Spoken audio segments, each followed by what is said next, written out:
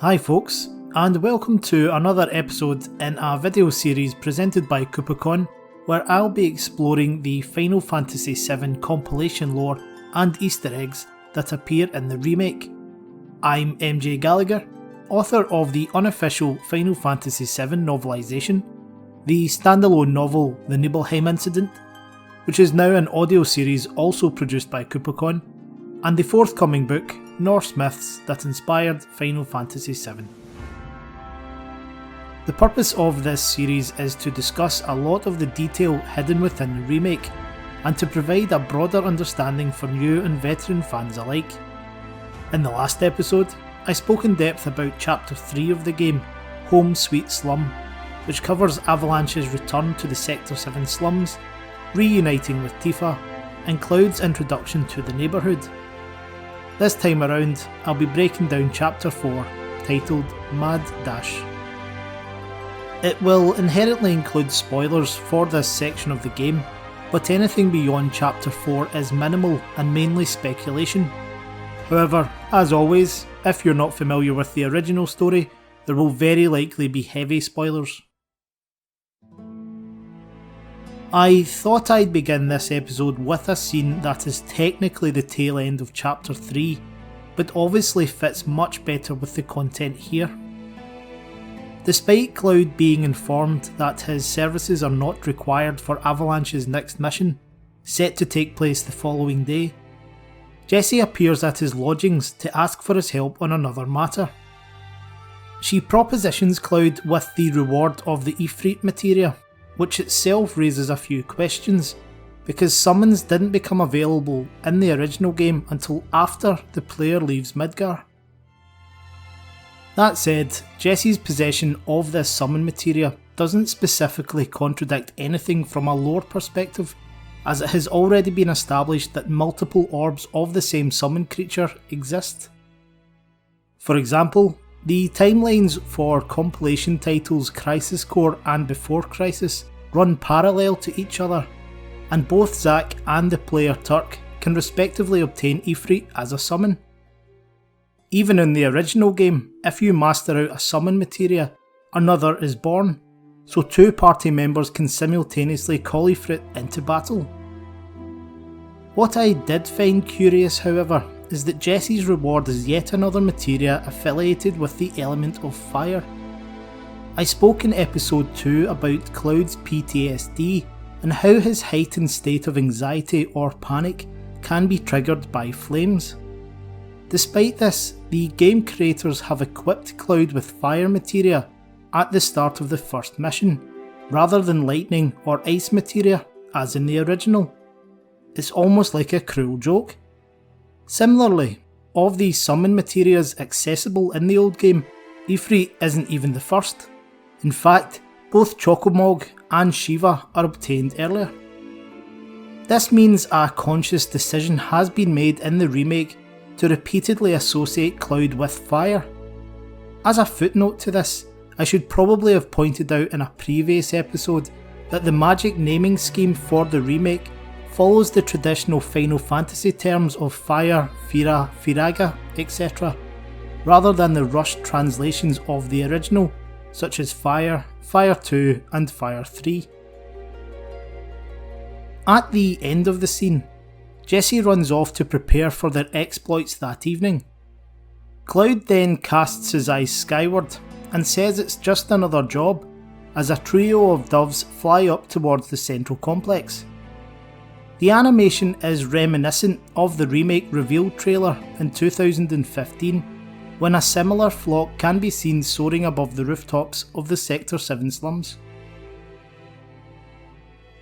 When Cloud and Jessie arrive at the train station, they find Biggs and Wedge waiting for them. The latter pair have deduced that their comrade wishes to visit her parents on the plate and have brought along motorbikes to help them get there. In the original game, very little is explored of the Avalanche threesome's backstory, so it's very refreshing to see it in the remake.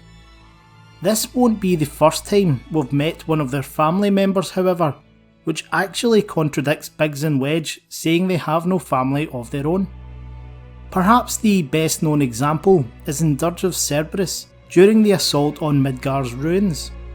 While making his way through the train graveyard, Vincent encounters a female WRO operative who says she used to play here with her brother when they were kids. The girl states her brother was in a resistance group and died when the plate fell. It's strongly implied that her brother was either Biggs or Wedge. Another fact that's unknown to many fans, and probably not even canon, is that Wedge had a younger brother called Wedge, who was to play a very minor role in an early version of the original game. When Cloud would first attend the Honeybee Inn, a handful of NPCs could be found in the waiting area. Wedge would simply have paced the room nervously, worried that his big brother would be ashamed of him. While all of this was cut, a reference to it remained in the final release. When Cloud, Tifa and Barrett jump from the train en route to Mako Reactor 5, the player gets a fleeting glimpse of Biggs, Wedge and Jesse in disguise. As it happens, Wedge's outfit is the same character model used for Wedge. The motorbike battle in the Corkscrew Tunnel is obviously derived from the highway chase sequence in the original, not to mention the G-Bike arcade at the Gold Saucer. The basic techniques used are the same as before: slash left, slash right, accelerate, etc. But there's also a new long range attack that's been included. This is closer in nature to the actual G-Bike mobile phone game, which was available in Japan between October 2014 and December 2015, where Cloud battled a variety of characters and monsters against a selection of landscapes. It was also possible to choose different motorcycles to ride, including the Hardy Daytona from the iconic Midgar Escape.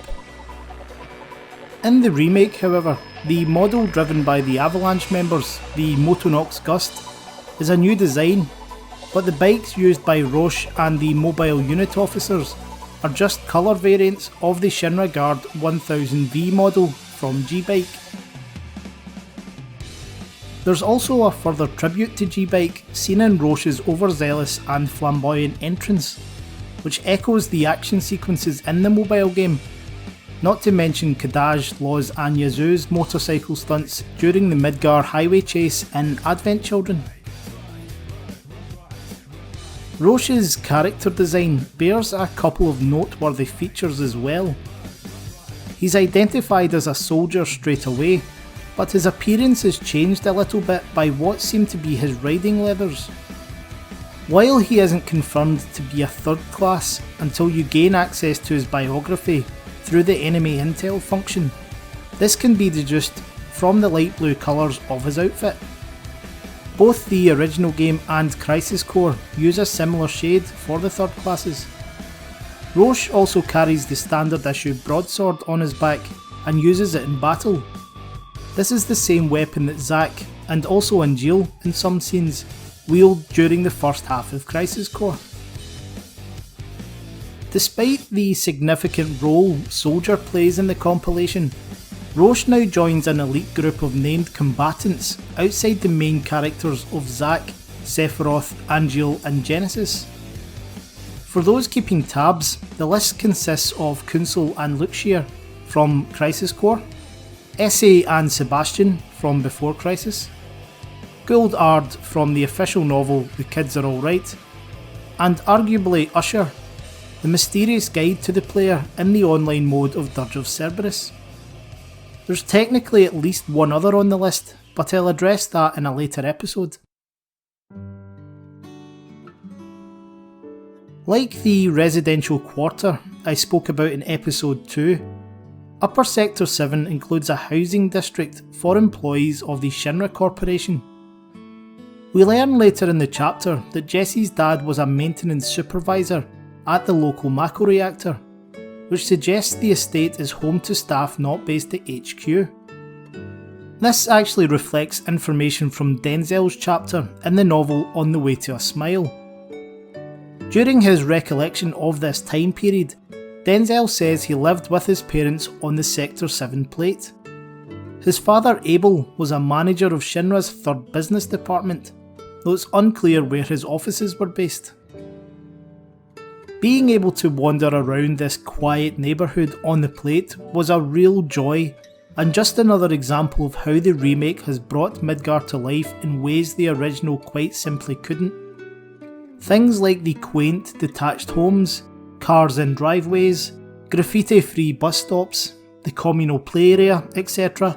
are all really lovely touches, and let's not overlook the parked bicycles, styled with the wings and pom-pom of a Moogle. While the others are fed pizza by Jessie's mum, Cloud sneaks into her father's bedroom to steal his Shinra ID card as he lies unconscious in bed, sick from Mako poisoning. The card confirms his name to be Rowan Raspberry, Chief Maintenance Engineer at the Reactor, thus explaining the hazmat suit hanging on the wardrobe door. On the floor is a letter from Jessie. When Cloud picks it up, the player is given the option of reading it or putting it back. This is a little nod to the Nibelheim flashback in the original game, where Cloud discovers a similar letter in Tifa's bedroom. The contents of the note add an entirely new layer to Jessie's character. It reveals she previously left Midgar and became an actress at the Gold Saucer, landing a starring role as the princess in a play there. While it's not stated explicitly, this is very likely a reference to the show Cloud is forced to participate in during the old game's enchantment evening. Cloud and his date of either Aerith, Tifa or Yuffie play the lead of the legendary hero Alfred and Princess Rosa respectively. If you date Barrett, however, you don't get to perform. Looking around Mr. Raspberry's bedroom, you can also see a handful of photographs of Jessie, some showing her as a dancer and others with a wrench. The latter reflects the role she adopted with Avalanche as a technical expert. This is also alluded to in a cutscene after Cloud exits the house, where Jessie's mum is under the impression she's working as a stagehand, and suggests she gets a job at the theatre in Sector 8, presumably the same playhouse where the production of Loveless is due to begin. It's also worth pointing out that it's no coincidence the meal of choice here is pizza. There's a running metaphor in both the old game and the remake that the plate is a great big pizza in the sky, to quote Barrett in Chapter 2, which indirectly keeps the slums in poverty. Underneath the rotten pizza is even a title from the soundtrack, which we'll later hear in Chapter 8. When Cloud hands over Rowan's ID card to Jessie, she holds it up and we get a good look at its design. It's a slight restyling of an old Shinra ID badge that Square Enix made available to fans as customisable merchandise during their Final Fantasy VII 10th anniversary run, but the colours, layout and content are very similar. Biggs goes on to provide a bit more background to Jessie's situation. He says the incident that led to Rowan's Mako poisoning occurred while she was at the Gold Saucer, right before opening night of her show. Researching his condition is what got Jessie into planetology and eventually led her to seek out Avalanche. Use of the term planetology here, of course, is what veteran fans will know as the study of planetary life. I mentioned it briefly in the last episode, but it was this practice that founded the very first incarnation of Avalanche at Cosmo Canyon, hence the connection. Wedge goes on to discuss Jessie's theory that her father's condition is causing his spirit to be stuck between his vegetative body and the heart of the planet. Her concern is basically that his spirit cannot merge with the lifestream and thus runs the risk of being consumed by Midgar's reactors. While the specific nature of spirit energy and the lifestream has not yet been explored in the remake, Biggs and Wedge's words evoke a very dark realisation of how sickening a concept the decimation of one's soul is, especially when broken down to a personal level. It's hard not to see how Jessie was eventually lured by Avalanche's extreme tactics. Cloud's interest in the topic is slightly out of character, and he even exhibits a degree of understanding about it. The bigger picture here though is that he has his own experience of extreme mako poisoning, whether he realises it or not, as is detailed during his and Zack's flight from Nibelheim in Crisis Core. In an unrelated observation, Wedge's info on the loading screen states that he grew up with Biggs and Jesse. It's unclear what age this relates to, because we've now learned that Jesse was raised in the employee housing district. Reflecting again on the female WRO operative's comments in Dirge of Cerberus that she and her brother would play in the train graveyard, this seems to be somewhat contradictory, as the implication is that Biggs and or Wedge grew up in the slums. When the trio sneak into the distribution depot, Cloud sees a spinning turbine and has a flashback to the water tower at Nibelheim's town square. The original version of this scene is iconic and really solidifies the idea that Cloud and Tifa have a past together. If truth be told though, it's a bit of a misrepresentation. We later learn that while the pair may have held a place in each other's hearts, they were barely even friends. What's special about this memory is that it's the first time Tifa ever indicates she has feelings for Cloud, which is a theme that is explored more thoroughly in the remake. The new version is absolutely stunning and hits all the right notes. It's also a different but interesting take on how Cloud comes to realise that he really does want to stay in Midgar and fight for Tifa, rather than being guilt-tripped into it, as is the case in the old game. After a lengthy battle in the yard to help create a distraction for Jesse, Cloud duels with Roche again, only for he, Biggs and Wedge to be surrounded by sweepers. It's at this point that another Avalanche cell shows up to save the day, gunning down the Shinra robots and swarming the depot. Their brown military uniforms and helmets very closely resemble the Avalanche combatants from before Crisis, who were the primary antagonists of that game. It's fascinating to see them here, because before Crisis's climax seems to suggest the main faction of the organisation has been disbanded, paving the way for Barrett's cell. You might also note the red bands they have around their arms, similar to the bandanas Biggs, Wedge and Jesse all wear on their heads. When the Avalanche troopers arrive, they immediately recognise Biggs and Wedge as allies, and even come to the latter's aid. Amid the chaos though, Biggs sneaks away with Cloud. He says that the presence of an ex-soldier would raise too many questions, insinuating that Cloud's loyalty to the Shinra company would be tested. Avalanche of course is all too familiar with double agents, as their former financier was Rufus Shinra. Biggs goes on to call the other cell their holier-than-thou friends from the old guard, confirming that the men are indeed the previous cohorts of leaders Elfie and Fujito, and the latter's robust, albeit psychopathic, methods are reflected in the line, "It's always their way or the highway." The group's chant in Before Crisis is "Down with Shinra," and woe betide anyone who got in their way. In the previous chapter, there's a conversation among the group at 7th Heaven, where they refer to their estrangement from HQ as an amicable separation. Biggs further reveals in this scene that their cell was branded too extreme, which is ironic given that Elfie tried to fire Junon's Mako cannon on Midgar, while Fujito came close to ending all life on the planet by summoning the world-burning monster Zirconiad. The particulars are difficult to extract during the remake's gameplay, but you can actually find a little bit more detail on the loading screens in regards to the relationship between HQ and the various Avalanche cells. HQ is described as a group of planetologists working to protect the world from Shinra, and use the term to distinguish themselves from the organisation's smaller factions. This very much parallels what I was speaking about earlier in respect of the peaceful activist group being born from the study of planetary life. It's also suggested that HQ can coordinate efforts between Avalanche cells that wouldn't typically collaborate. Further to this, Barrett's group are said to be the Midgar Cell, and went rogue approximately a year ago due to their extremist ideologies.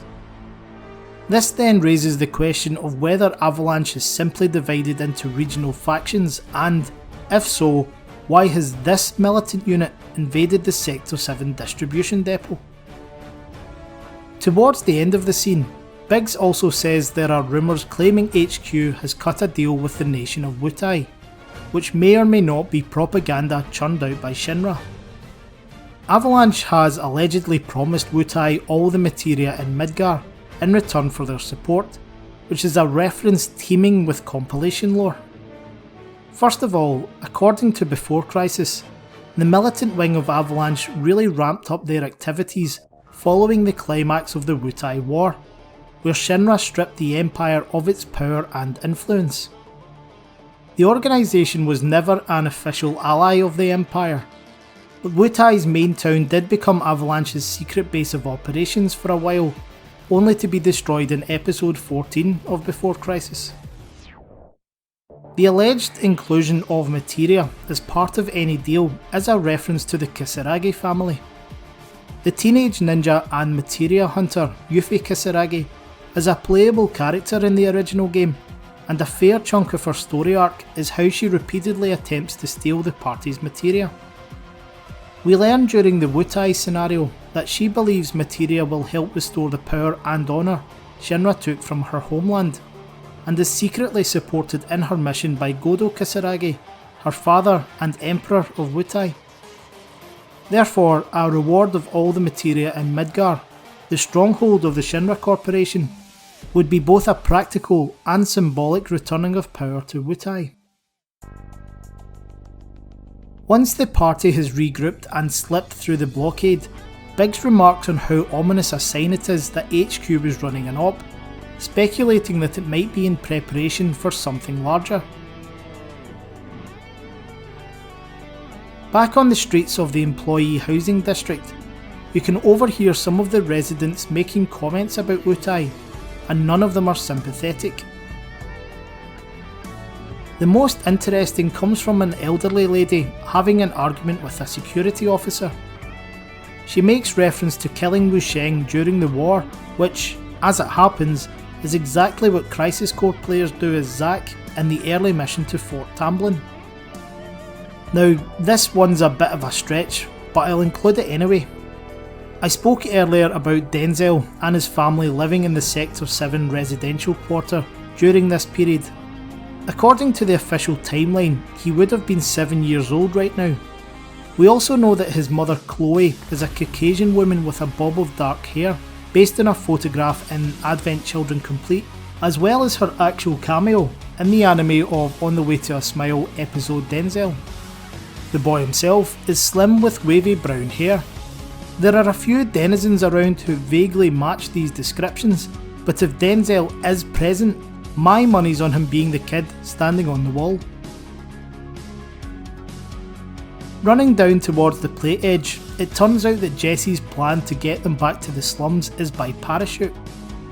To be fair to the writers, this is a pretty practical way of doing it, although it would make them easy targets if anyone was watching. The parachuting itself is a callback to the original game, when Sid suggests the team takes full advantage of the high wind and skydive into Midgar. I personally loved this scene, and felt there was something really magical about seeing the slums from above in this way.